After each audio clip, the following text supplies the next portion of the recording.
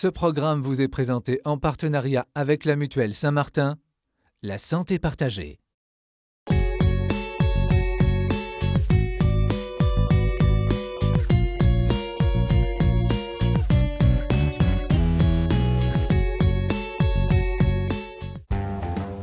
Caroline et Frédéric sont mariés depuis 10 ans.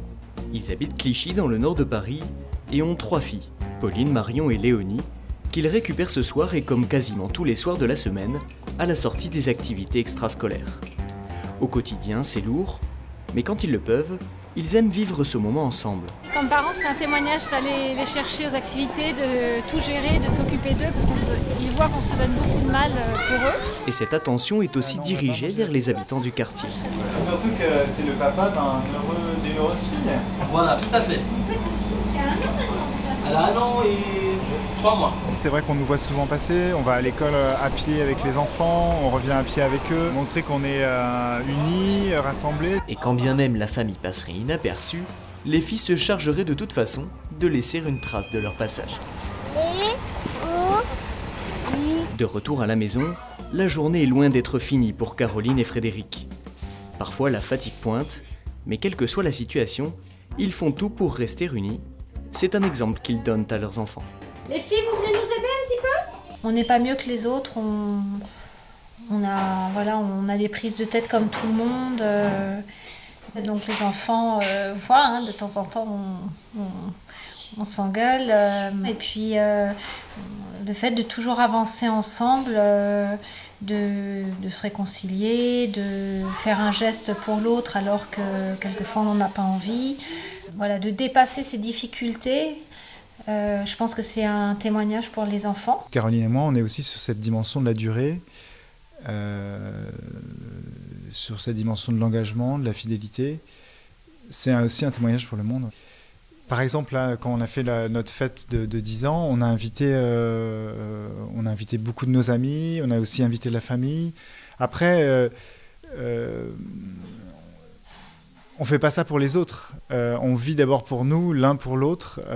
On se donne l'un à l'autre au quotidien et puis après, ça rejaillit. Donc effectivement, je pense que notre sacrement de mariage, il nous unit, il nous alimente, mais c'est aussi un signe et une lumière pour les autres. Une lumière à l'image de cette petite flamme qui éclaire à la nuit tombée le coin prière de la famille.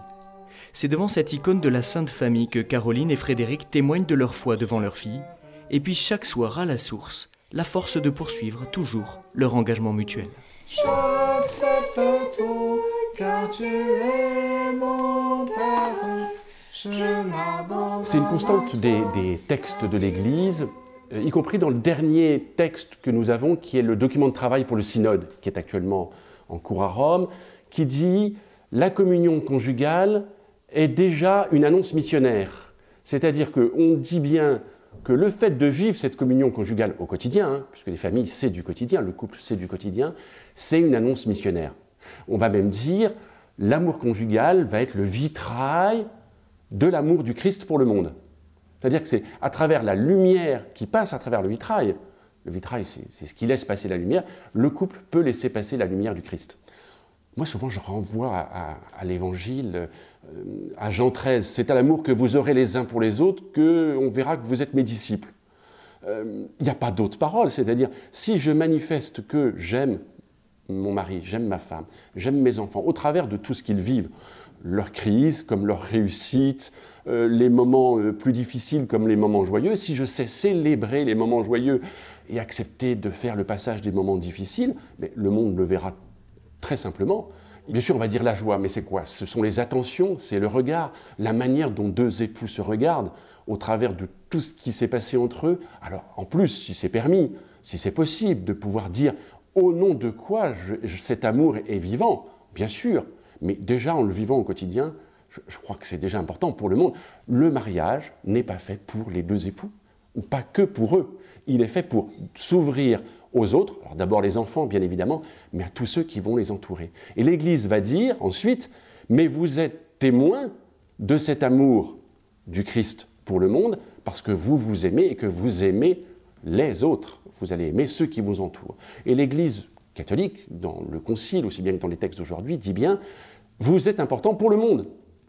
Jean-Paul II l'a dit, vous êtes important pour le monde, dans ce que vous vivez au quotidien. Hein. Il ne s'agit pas d'être exemplaire, il s'agit de dire dans la manière dont vous vivez le quotidien.